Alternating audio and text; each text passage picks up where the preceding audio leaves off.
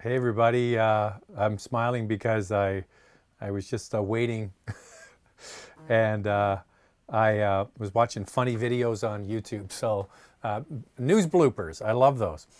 Anyway, just want to let people find out the live stream is happening. Before we get going, I encourage all the regular viewers to go over and sign up at carcostcanada.com, especially if you're in the Canadian market. It makes a lot of sense. When you sign up, put in the promo code MOTORMOUTH and you become an expert member. You get extra searches and other benefits as well. It's no cost to you. You don't need to use the searches today, tomorrow, whenever they don't expire. So carcostcanada.com, sponsor of the channel, go and get the searches. It's how you find out what the dealer paid for the car you're interested in. No show next week. Of course, Sunday is Super Bowl. And then Monday, I fly to Portugal with Porsche, going there to drive the Macan, the new Macan GTS, which signifies typically when a GTS model is coming out that it's the last year for that model. So you might remember Macan came out last year with a refreshed look. They've come out with the GTS this year, which probably means next year there's going to be a full new Macan and a full electric Macan coming. And also, while we're there, going to be driving the 718 GTS 4.0, and that is the Boxster and Cayman. Okay, so that's going to be all happening. What else have I got? Oh yeah, I picked up today the Hyundai. My phone's buzzing away. The Hyundai Venue, this little small one. It's kind of like the Nissan Kicks. So there's going to be a review on that this coming weekend. All right.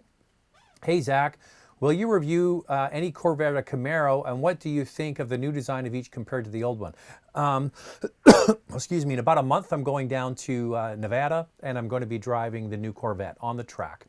So that's going to be a lot of fun. I'll tell you then what I think of it compared to the old one. Of course, the mid-engine design, all new design, incredible price point. So it's definitely going to be turning a lot of heads.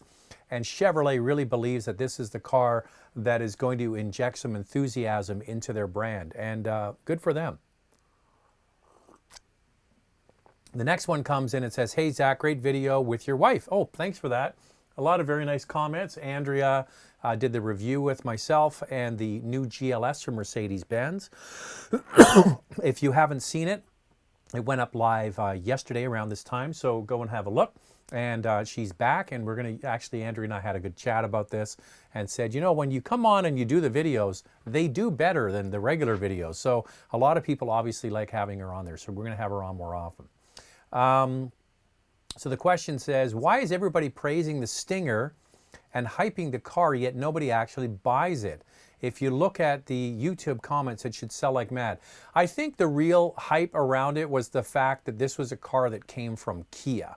And it's a car that was actually not really expected from that brand. And the thing that I've been talking about the last couple of weeks is, you know, Hyundai and Kia and Genesis are sort of under-promising and over-delivering on their cars. They offer a lot of value, a lot of content, great-looking design, all those things, wonderful engines, powerful engines, especially in the case of the Stinger with 365 horsepower from a twin-turbo V6. So a lot to like about it, and it's not so much that people went out and bought the car or wanted to go buy the car. It's just that they're liking the fact that here's a brand that 10 years ago nobody considered unless they were a value buyer. And now you look at vehicles like the Telluride and the Palisade, they're showing up all over the place, and good products. So I think that's what gets people excited.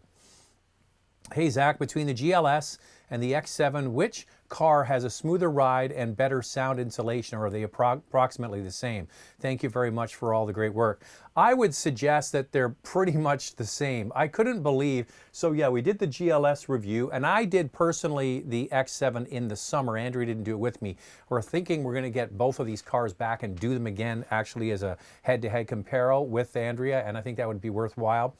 My takeaway from both of them is that they're so alike There's not much in it other than the badge.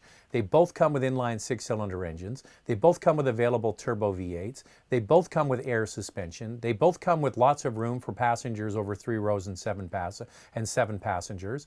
They have similar looking layouts on the inside. They're almost the clone of each other except for the badge.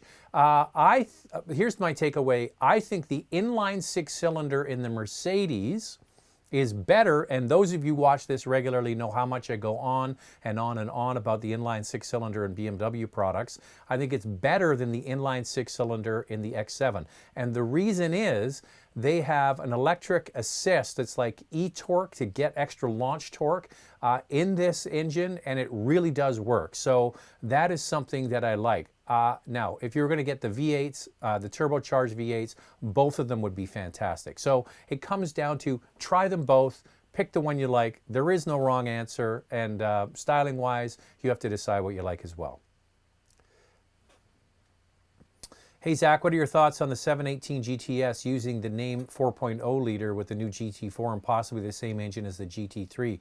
Has Porsche listened to their customers? Yes, I think they have listened to their customers. It's going to be interesting to see what happens. So are they going to abandon the 4-cylinder turbos and go back to the flat 6 and the non-GTS cars? I think that there's definitely a window for that. Now, if you look at the numbers of the Boxster and the Cayman, ever since they brought out the turbo 4-cylinders, they're not anywhere near where they used to be. And I asked, Porsche representatives about that. I said, are people, and I've had lots of people sending me emails saying, which one should I buy? And I'm personally in this camp. I would buy the last flat 6. The one that was sold up to 2016, and they seem to be holding their value. Now, what's going to happen to the value of those 4-cylinder turbos if Porsche does go back to, say, a 3-liter flat 6 similar to the Porsche 911? Will that be death knell for those in the used market? Well, we're going to have to wait and see. There have been articles and things that I've read that they kind of now agree that maybe it wasn't the right way to go. So is this opening the door to that? I think that it's, well, put it this way, in a week from now, I'll be there in Europe driving the car, or just about, I'll be flying there in a week from now. But yeah, I can't wait to drive it. It's exciting, and it's going to be a lot of fun. Wait and see, as they say. Why are there no reviews for the Kia Forte 5? Haven't gotten around to it. There's a review for the Forte, so I encourage you to go and watch that. But yeah, I mean, you can go and see the Hyundai Elantra GT review, same engine, transmission, same suspension. So yeah, you kind of get information on it. But yeah, that's a worthy point. We'll try and get a book at him when we get a chance. Hey Zach, I recently got to see the Mercedes GLB. I was surprised to find so little information about the car in North America. What do you know? Thanks. I haven't had a chance to drive it. There was a launch event in Europe and I didn't get invited to that. But yeah, when I get my hands on it, I'll find out more for you. It's quite interesting to see basically the consternation of these big German brands about what they're going to do with their lineups going forward. And there's lots of talk that they're going to be streamlining their production and getting rid of models that don't sell. And there certainly are a lot of Mercedes, BMW models specifically that are duplicates of each other. They'll call one a coupe and one isn't a coupe, and it just seems like they're just diluting their brands. But I can guarantee you the one thing that is not going to change is this inserting more and more utilities into the lineup. So they seem to be able to slice the utility pie ever so much thinner than before. So once I get my hands on it, I'll tell you more about it. Do you know if the Audi A6 Allroad will offer an option for a tow hitch? I don't know. I would get in touch with your dealer or phone the customer care at Audi Canada or wherever you are in the US and find out if it's approved for a trailer hitch. I would say probably yes. I mean, people do tow with station wagons in Europe, and it's a European station wagon, so I would say the answer is yes. It's probably not a lot of requests for that in North America, but yeah, I do a little. I don't know the answer, but do a little more digging. I see that GM made a big announcement today for building electric vehicles at Detroit. Hamtramck assembly line might be in place at the end of this year. The next EV from GM will be in 2023. No, what I read about that, I was watching CNBC about that this morning. I was watching the live announcement. So that, by the way, that was the plant that made the Volt, not the Bolt, was Hamtramck in Detroit. And it's so close to downtown, it's quite interesting.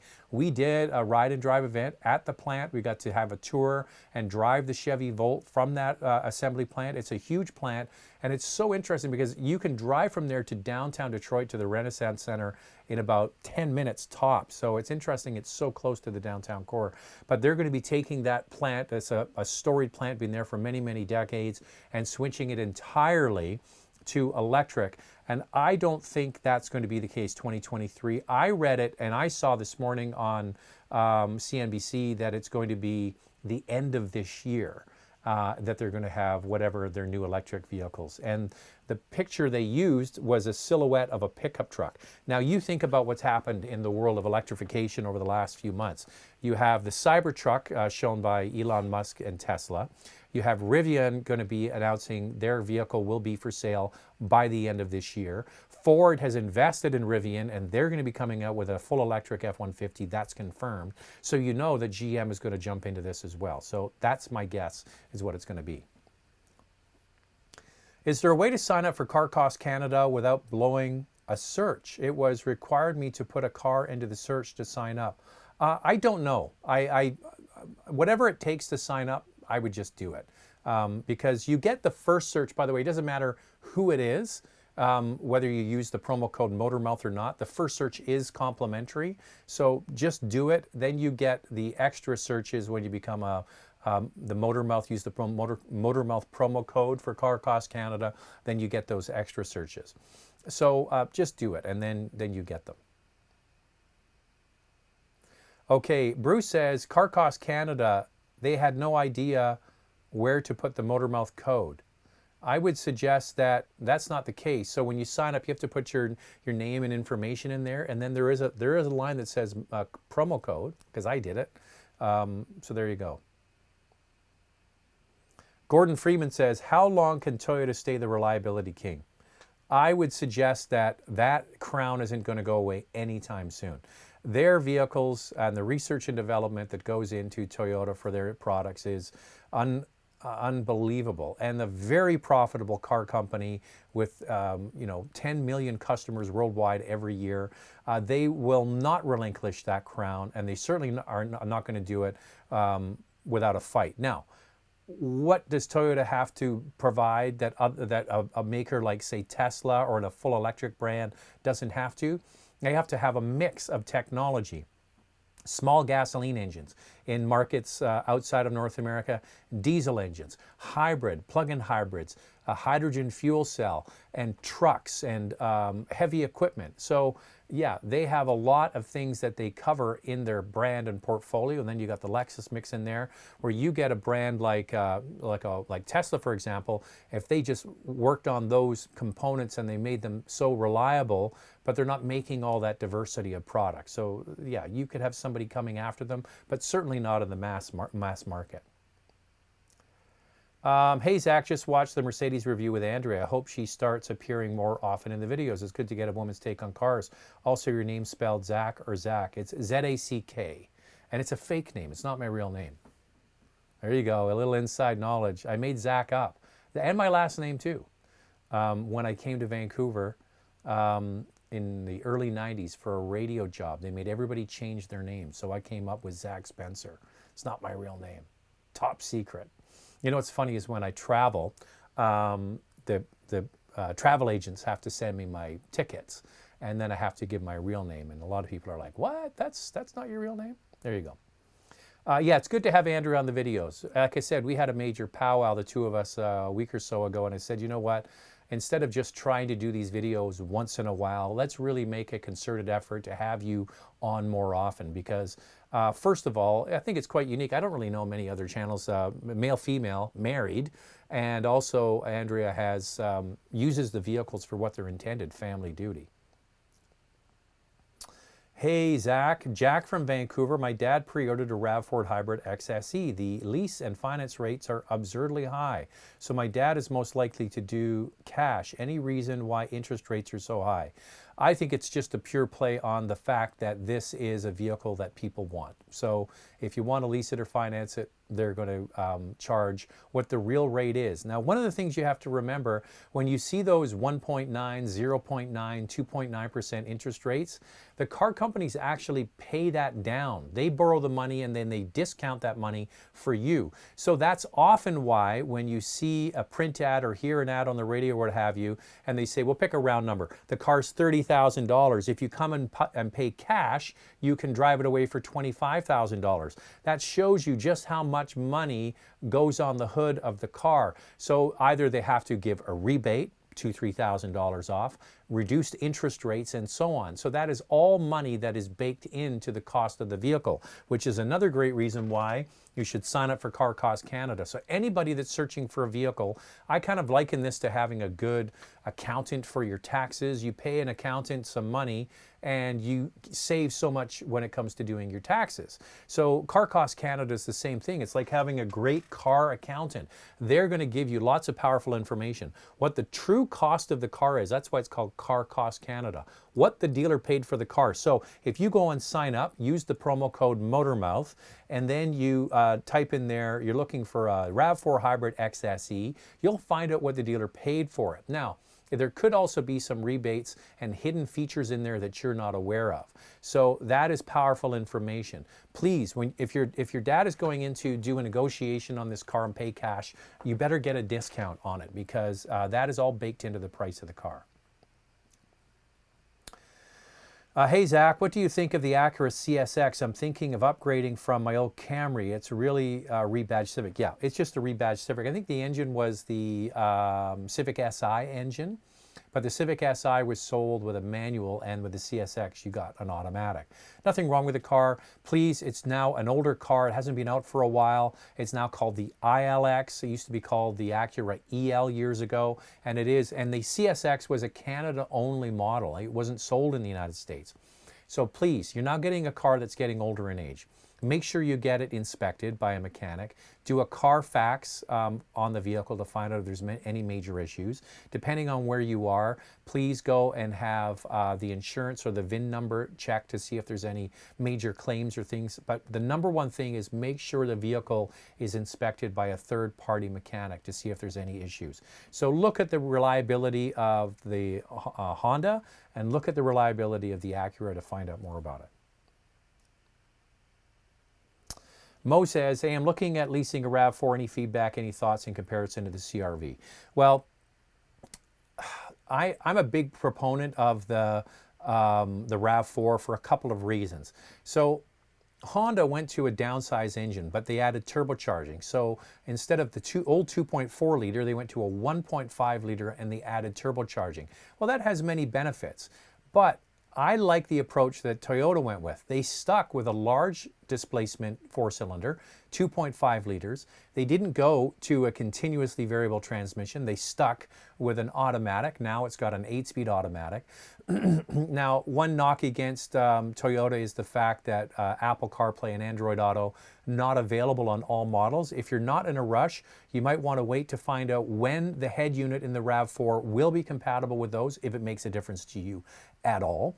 I think that Toyota has a proven, speaking about the reliability of Toyota, Toyota has a proven long-term track record for a couple of things, reliability and resale value. Now, Honda with the CR-V is in that mix as well. Now, their technology hasn't been as robust in terms of complaints about the 1.5 liter engine, for example. So that's one of the reasons why I like the RAV4. So get your best deal, same thing.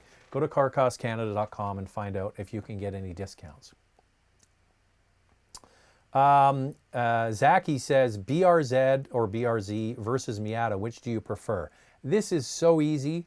I think, you know, it's quite interesting. When they brought out the FRS, or now the Toyota AD6, and then the BRZ from Subaru, and everybody was going on about, oh, this is revolutionary.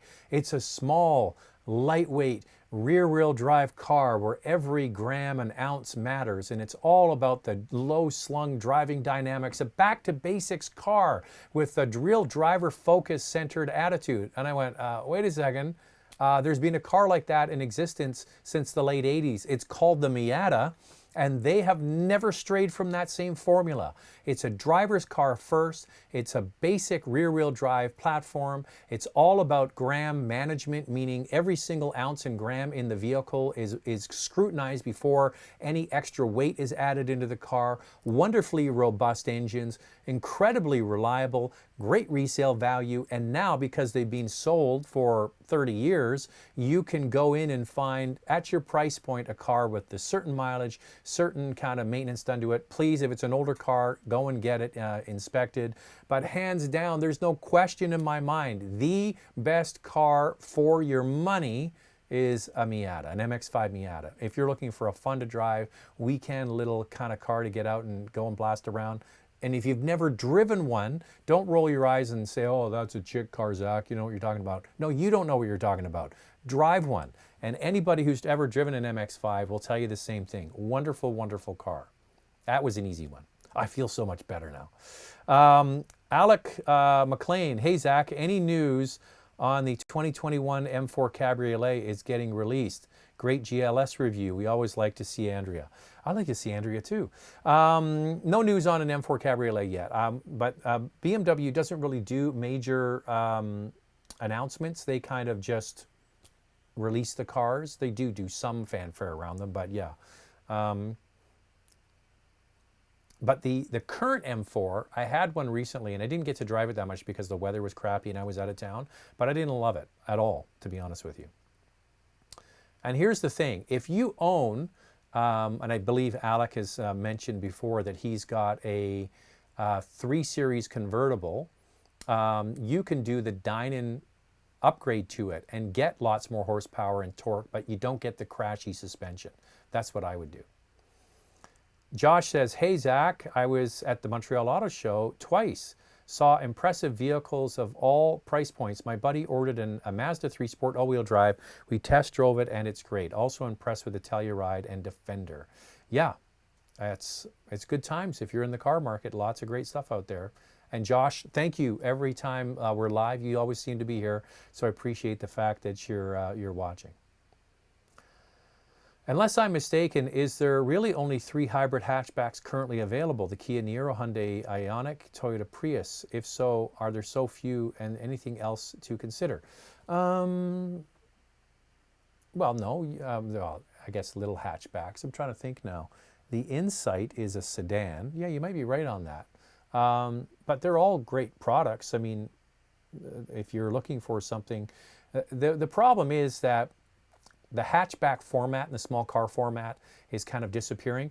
I was driving the new Hyundai Venue. I picked it up today, and I was talking to a friend on the phone, and he says, I don't get it. Why all these small little crossover vehicles? And it's these vehicles are going to kill vehicles like the Hyundai Elantra and the Hyundai Accent. Everybody loves that form factor of a small utility. The sales of the Nissan Kicks are through the roof. I think it's 250% sales increase. Now just look around next time you're driving around and notice how many Nissan Kicks you see. And what you don't see are their compact cars. They got rid of the Versa Note? That's gone now. They have the new Sentra, but people are just going to go right and buy the Kicks. And that's exactly what's happening. So yes, the point is well taken. There's not that many hatchbacks. What we need to see is a vehicle like the Toyota CHR hybrid that is sold in other markets come to North America. And they could easily be added with Hyundai and Kia with their Venue. And what's the new one called? The Seltos or whatever, to add hybridization because they have shared platforms. Hi, Zach. Reviews with Andrea is what I'm looking for as we are in the final stage of picking up a 3-row midsize SUV, and I'm really considering the 2020 Pilot over the 2012 Highlander. What's your opinion? Perfect example of comparisons that Andrea and I are going to do together. We're waiting for the Highlander to come here to this market so we can book it and do a test drive, and that's exactly what we're going to do. We're going to do a comparison between those. So if you're not in a rush, please wait a little longer. I haven't had my hands on the Highlander yet, but we'll get there when we can. What's your thoughts on the Volvo V90, not the stupid cross-country one, but the regular wagon variant? I love it. I just wish that people bought it because now it's canceled, it's gone. Now, I'm not sure if you're looking at buying one because when they're gone, they're gone. Volvo has canceled the V90. For the North American marketplace. It is a big car. A lot of people don't realize just how big it is. I think it's fantastic. The first time I ever saw it in person was at the Detroit Auto Show. They had like that cobalt and blue one with big ass wheels and the black trim around the windows, and I just stopped and went, wow. I just think that is fantastic, and it's the kind of car I absolutely love. I love station wagons, and I think it's great.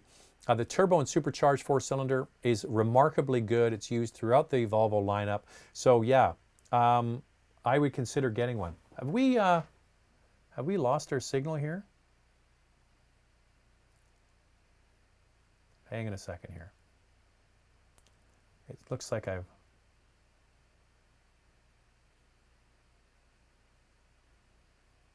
it's showing a big drop off in my numbers. So hopefully more people are here. Hang on a second.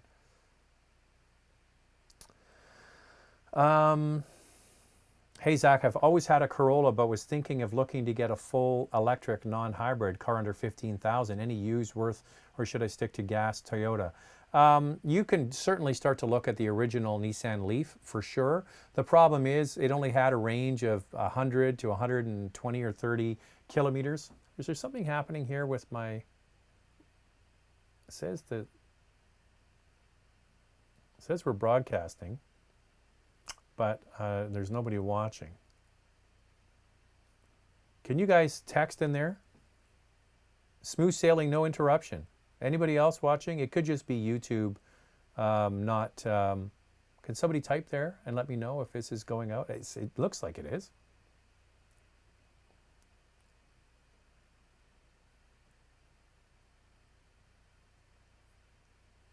Yes, you're watching. Okay, there you go. I don't know what it is. It says on my live stream dashboard there's 0 people watching, so I apologize for that. Okay, let's get back to our questions again. I apologize. I don't know. You know, the great thing about technology, now it's back up. I don't know what's going on.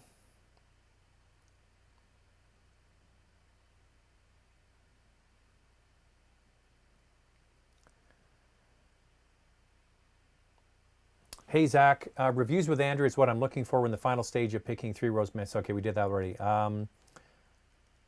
Yes, so back to the Nissan Leaf. There you go. Well, if you're looking at it, the values of these things have really taken it on the chin. I look at electric cars the same way I look at cell phones, okay? Every 2 or 3 years, there's a new cycle with a new update. You get your plan renewed every 2 years and you get a new phone. And the old one really is not that valuable. And that's my big issue with electric cars, is that as cars get older, everybody wants the newest and the latest. And I think time is going to be interesting to watch how the market perceives electric cars as used vehicles. We're starting to see some good data on it now, and it's not being kind to some non-mainline brands, and Tesla seems to be the exception with that. But yeah, if you're looking for a used electric car, the Leaf is where I would look, or Volt. And the Volt is a great car. Now, it's not full electric, but it's still a wonderful product. Island Merchandise says, X7 too big for me. Is it true X5 with the V8 5-liter does not have third row? Why just the 4.0? I'm not sure on the packaging of that. Maybe they found that people, they don't want to get people into that. They want them to move and spend the $20,000 more to get the X7 is probably why they've done that. I think that the packaging of the X5 with the third row is pretty crappy. If it was me, I would suggest you get an Audi Q7 if you're considering it. Hey Zach, currently cross-shopping the Audi 5 Sportback, Acura RDX, A-Spec, and Alfa Stelvio. Which do you find the best to drive, and which one would you get? Well, if you're just looking at straight driving chops, the Alfa is the one to get. But if you're looking for reliability and best all-round package, I think the A5 Sportback is a compelling car. Now, you have to, I don't know, do you have kids? Do you have car seats? Do you have strollers? I don't know your lifestyle. Hey, if you're just single or a couple, an A5 Sportback is a beautiful car. If you do have kids and strollers and a dog and all that stuff, then the RDX A-Spec. But the Alfa Stelvio, hands down, is the best. handling of the bunch, it probably wouldn't be high on my list of cars I'd keep for a long time or get it under lease for sure. Paul says, what are your thoughts on the new Highlander? As I said, I have to wait until I get my hands on it. It's supposed to be coming here very soon. Hope you're well. Do you know if Audi will ever make the RS4? We're getting limited RS cars here to North America. Somebody was asking about the RS Q3, and because the new Q3 is out, I think it's a wonderful product, but I don't think that we're not getting an RS Q3. And the RS cars, I think, are going to be kept for their expensive models, like there's the RS Q8. There's a video on the channel, RS7, RS6, especially the RS6 Avant. So those are the cars that are getting the sort of twin turbocharged V8 engine, similar to the Cayenne Turbo.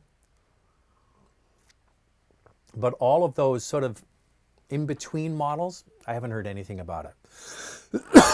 Excuse me.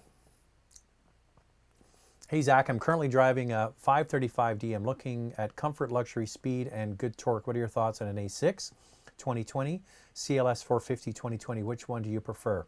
I'm not a big fan of the CLS. I don't know. It doesn't do anything for me. I've never liked that car. I just think that...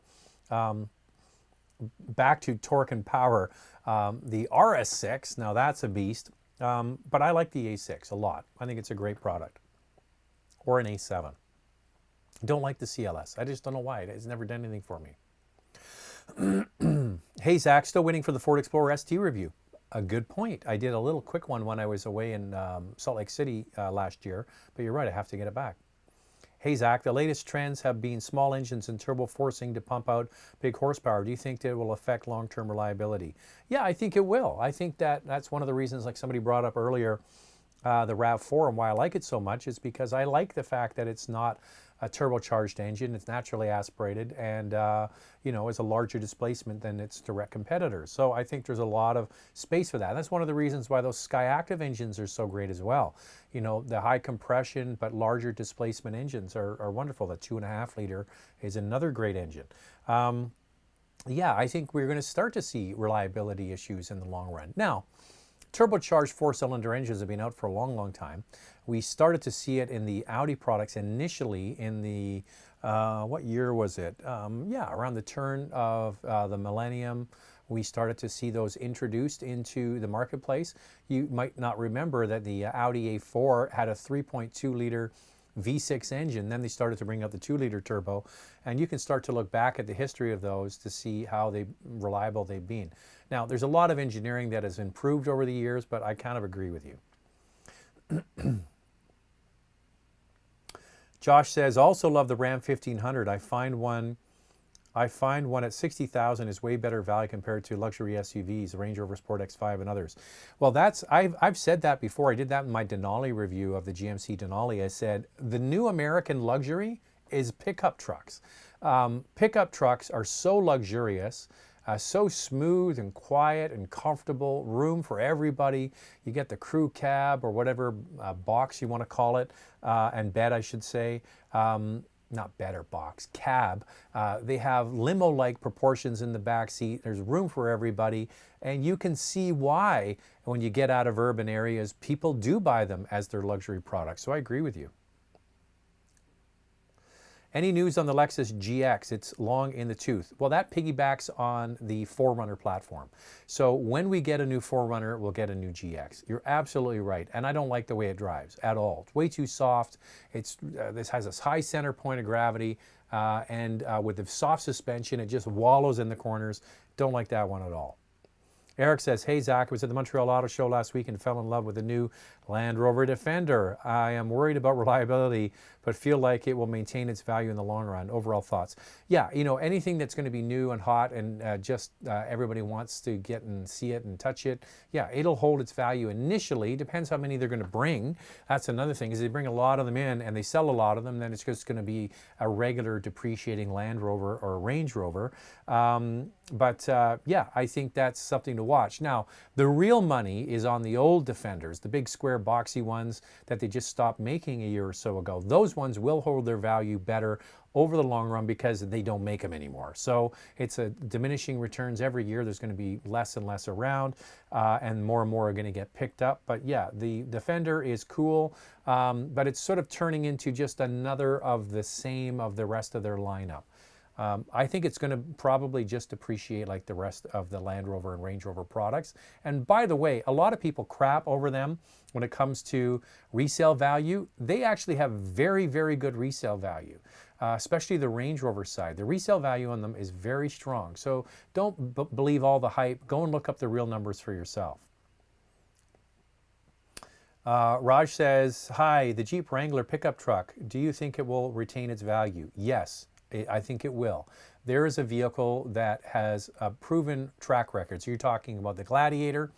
The Wrangler in the Canadian market, I know this for sure, has won 8 years in a row the best retained value of any vehicle sold in the marketplace, and it ranges from about 80 to even as high as 90% retained value after 4 years. So think about that. We'll do it in round numbers. Think about this. You pay $10,000 for the car, and then 4 years later, you get $8,000 back. That's an incredible retained value.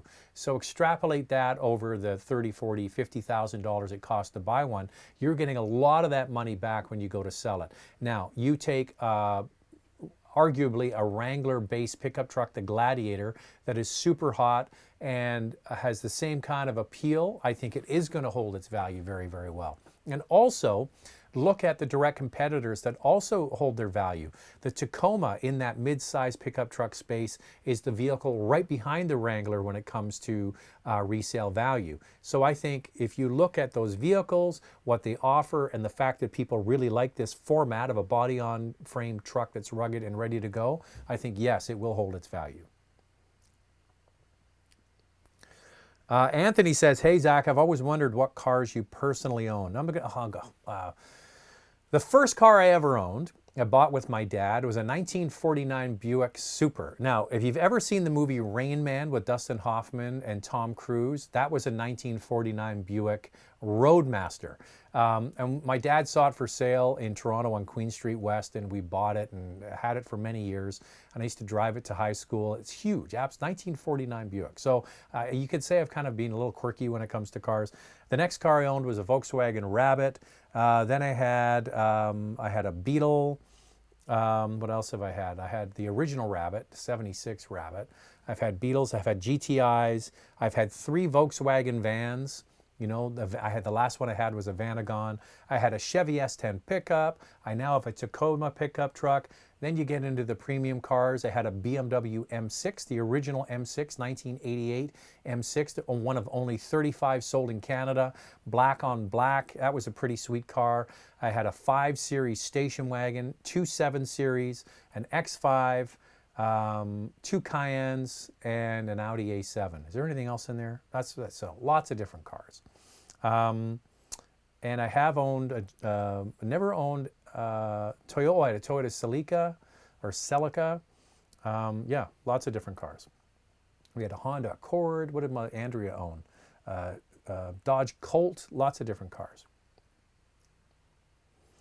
Javier says, spoke with Toyota reps and they told me more delays on the RAV4 hybrid, up to 6 months, looking for new options. Small SUV, smooth, good on gas, roomy, reliable, max budget, 40,000. Any suggestions? Well, that's a shame that it's taking so long to get these into the marketplace. There's certainly a big demand, and you know, that's a good problem for Toyota to have, and not a good problem for you. What I would suggest, and this is going to be a little bit out of left field. Now, it depends on when you're going to buy it or finance it. What you could do is buy the Lexus RX 400h hybrid used.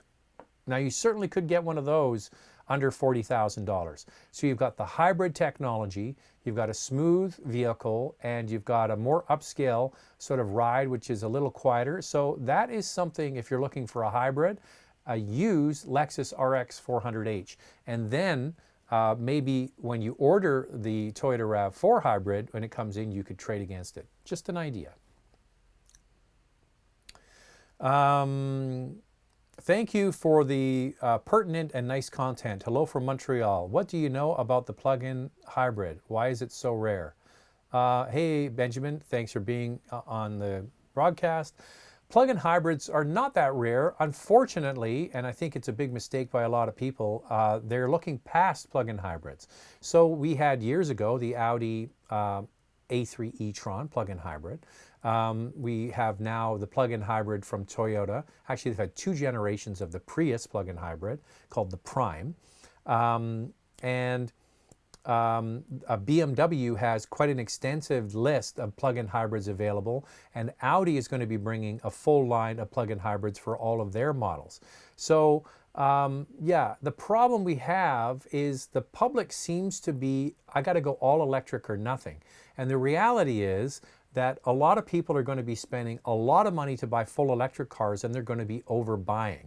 And I truly believe that for most people, a plug-in hybrid is going to meet the vast majority of their needs. You're going to get anywhere from 30 to 80 kilometers of pure electric driving, and then you have the efficiency of a hybrid, plus you have the range that satisfies all of your needs, whether you're just commuting or you're going on a long trip. Some others that come to mind, one that's particularly unattractive but has great technology is the Honda, what's it called? The Clarity plug-in hybrid. Big car, lots of room, great range. That's a car that people don't consider, maybe because it's not so good looking. And then you get onto the SUV size. One vehicle that has actually shot the lights out has been the Mitsubishi Outlander plug-in hybrid. There's going to be more and more of these. The Germans don't seem to be going the full electric route. They're going more plug-in, especially BMW. That's what they're going to be focusing on, are plug-ins. Paul says, hello, is it worth moving up to the X3M competition from the X3 M40? Right now, I'm looking at a $25,000 price difference. Paul, ask yourself these questions. Can you live with a really quite bumpy, aggressive, choppy ride and sort of a little bit more jerky every single day? Now, can you live with that? Then if the answer is no, I want to be able to turn that off every once in a while, but then have the performance when I want it. I do believe that the X3 with the inline 6-cylinder is a fantastic, the 40i is a fantastic compromise. Because when you go into that X3M, you can't dial some of that stuff back. Now, I will say that the X3M absolutely blew my mind when it came to handling. It didn't drive like a utility at all. One of the best steering feels that I've felt in a long time is that utility. But you gotta be able to live with the crashiness of the suspension. Now, I don't know where you live, but if you live somewhere like Ontario or Montreal, where where you have a lot of potholes and rutted and crappy roads, it wouldn't be my choice. I'd get the X3 with the M40i. Wonderful compromise. Can you do a review of the Tesla Model 3? I can, and I should. I'll get around to it one day. Hey, Zach, I have a 2011 Nissan Murano, bought new, transmission failed at 60,000. Luckily, I had extended warranty. What CVT do you think are best? Well, this comes back to the same thing, and people always ask me, why do you recommend certain vehicles? And I'm not a big fan of CVTs, and I'm certainly not a big fan of CVTs for long-term reliability like a good old conventional 6, 8, 9-speed automatic. So better CVTs, I would suggest that Subaru CVTs, in my opinion, drive quite well. I think the new CVT that's in the Hyundai and Kia products with the belt-driven one feels good to drive. I'm not sure what the reliability is going to be long run because it only just came out in the last year. Somebody keeps posting negative comments on the Kia Forte review of it. I think they do a good job with the drivability. But here's the thing, CVTs are getting so much better in terms of drivability compared to the originals. Now you're talking about an almost 9-year-old Nissan Murano. That particular CVT has not been known for giving good reliability. So if you look at the ratings for the Pathfinder and so on, and the same 3.5 liter and the same transmission, the reports are not that strong. So maybe it's time, now that it's fixed under warranty, to consider getting something else. I think that the Subaru CVT drives well, and from what I understand, it's been pretty reliable. Ivan, hi Zach, do you think that the way we drive cars has changed in the last 10 years? And how about in 10 years? I think you're probably getting at, are you getting at sort of autonomous systems?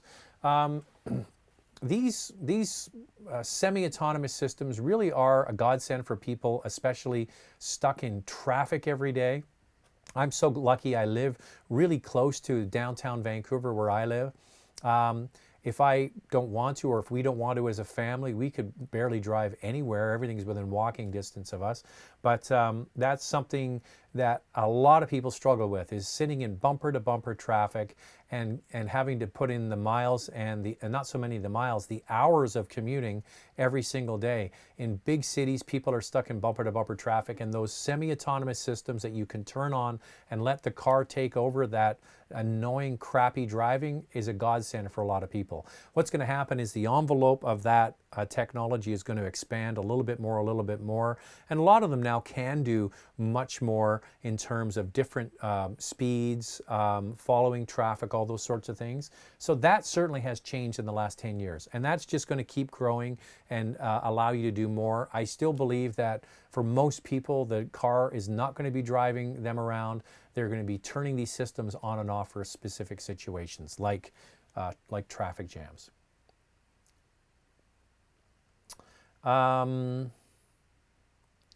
Danielle says, is Car Cost Canada only for new cars? Yes. Now, Car Cost Canada is the company that owns Car Cost Canada also owns Lease Busters. So if you're looking to buy a used car, you might consider doing a lease takeover. And Lease Busters is the place in Canada if you're wanting to do that.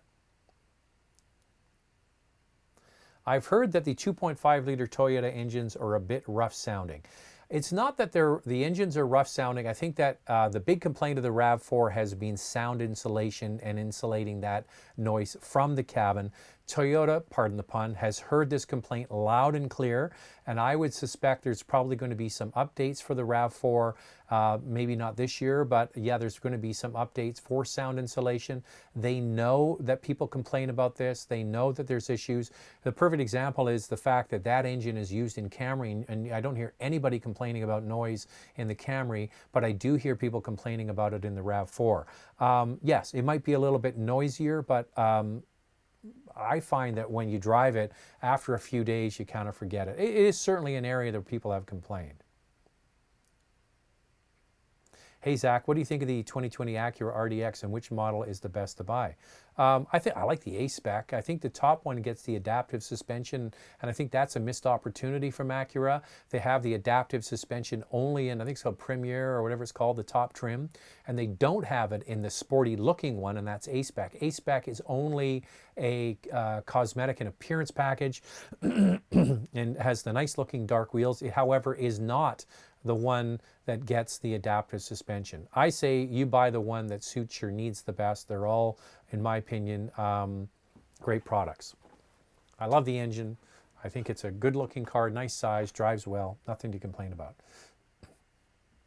Zachy says, did you go to university? No, I went to college in London, Ontario for broadcasting. I'm a broadcaster. I started on the air a long time ago. How many years is it? I'll tell you what, here's something. I have been on the air for almost 40 years. I know I'm only 41.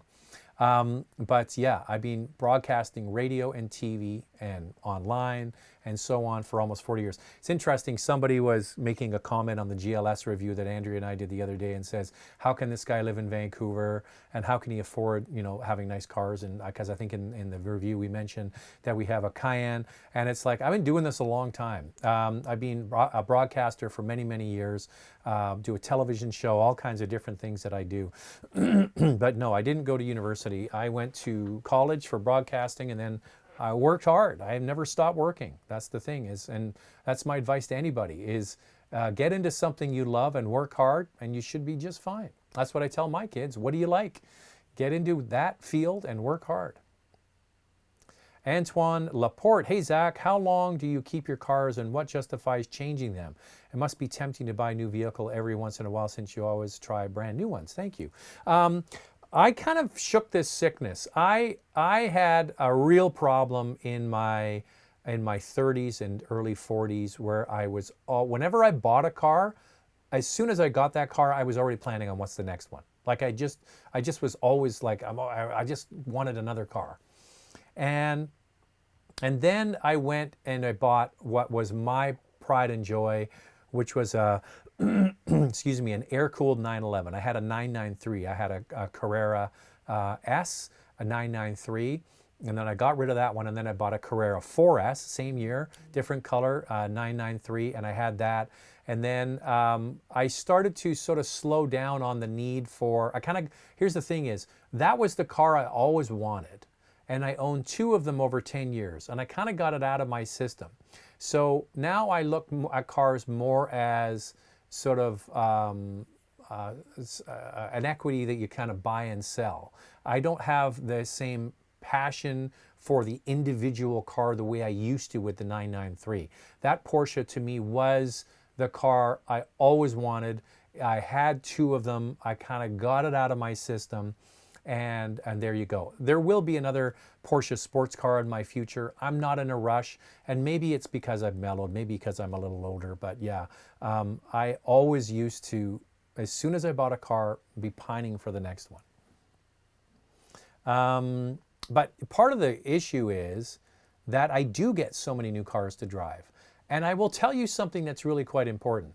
I've been test driving cars for over 25 years. And I get a new car every single week. And I fly all over the world and I get to test drive cars. There are very few cars that at the end of the week, I don't want to give back. Like I would just, you know, I was talking to somebody the other day. One car that this happened with was the Cadillac ATS V with a manual transmission. I love that thing. It was so quirky and fun and different. Manual transmission, this small little Cadillac, I just loved driving it. And I didn't want to give it back. So that's my real acid test. At the end of the week, do I willingly give the keys back, or I wish I didn't have to? That's a good test. Richard DeMello from Shelburne, Ontario. Size and room not being a factor. Which one is more fun and holds its value over the long term? An RS3 or a TTRS? Here's the thing. I can't answer that for you. What I will do is I'll send you over to CanadianBlackBook.com. Excuse me. Go to CanadianBlackBook.com and look in their projected depreciation, and it'll forecast which one, what the forecast is for the coming years. And that will give you an indication as to which one they believe, as forecasters of used cars, which one will hold its value better. I would suggest, without having to look it up, that the RS3 will probably hold its value better.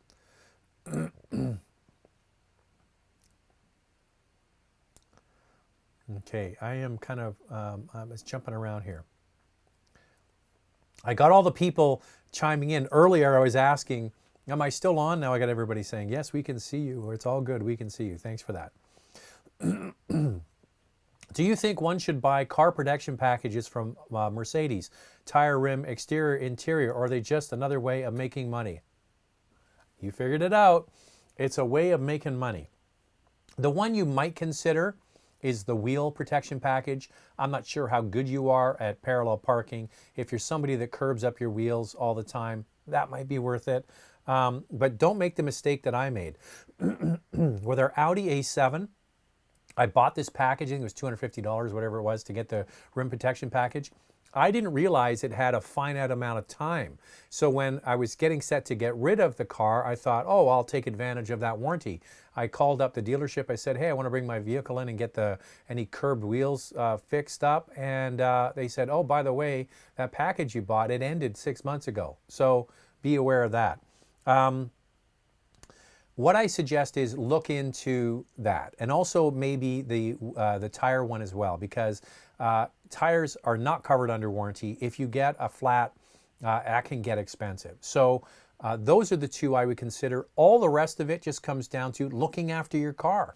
washing it, cleaning it, maybe getting it detailed once or twice a year. I think that's a way better place to spend your money.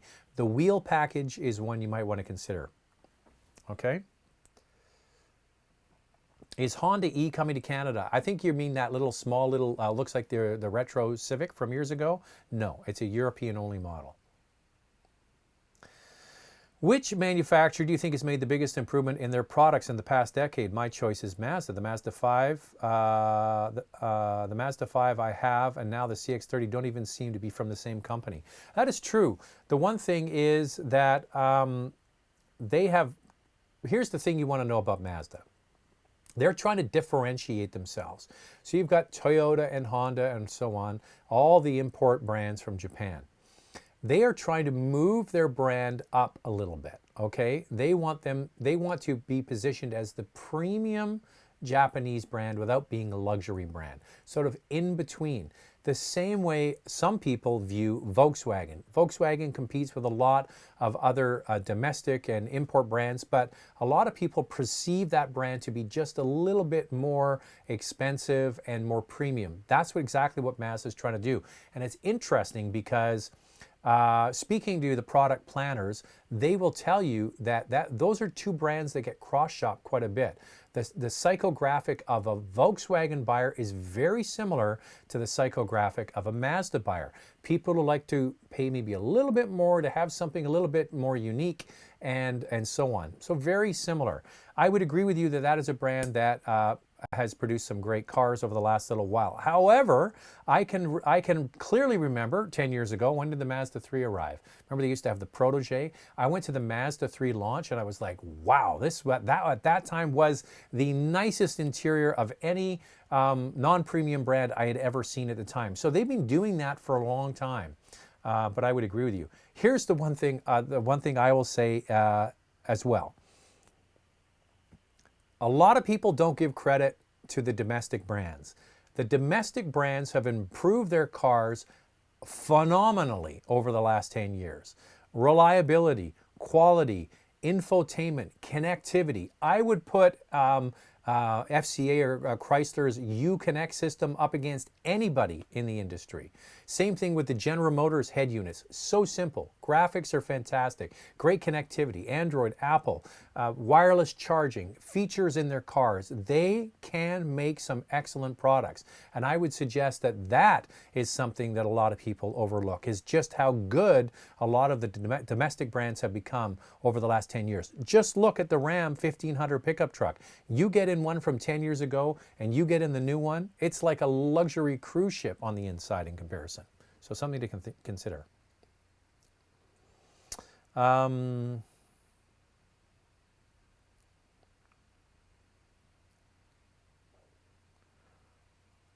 2019 Jetta for $16,500 got 48 miles per gallon. Amazing. That's good to know. I'm saying, did you get a 2019 Jetta for $16,500? That's pretty cheap. Do you know if I don't plug in or charge the Toyota Prime car like the Prius Prime or the RAV4 Prime, will it charge the battery by driving it? You do get, like, here's the thing is, the electric motor never stops working. It just will work like a regular hybrid if you drive a Toyota Prius hybrid. The electric motor is always working and it's always getting power from regenerative braking. When you're slowing down, energy is getting recuperated back into the battery. You don't get that pure EV range you do when you plug it in. So yes, the battery is getting charged at all times when you're driving, braking, going downhill, all those sorts of things. You're not, however, going to get that. You're not going to be able to drive and get that 30 kilometers of pure driving unless you plug it in. Jose says, Zack, Mazda CX5 diesel all-wheel drive or CX5 gas 2.5 liter turbo.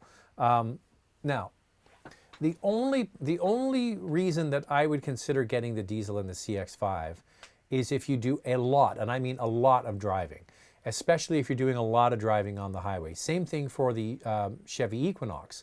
They have a diesel in their product, and the GMC Acadia, which gets incredible fuel economy, but they're really best for people who do a lot of driving, especially a lot of driving on the highway. For example, if you were somebody that was in sales and you're driving between Montreal and Toronto once a week, that would be a perfect vehicle to get the absolute best fuel economy out of it. Now, if it's just for you driving and you're not doing that, this is an easy one. Get the Mazda CX-5 turbo gasoline. It's less expensive by the tune of about $5,000, and it doesn't need premium gas and is a great, great vehicle.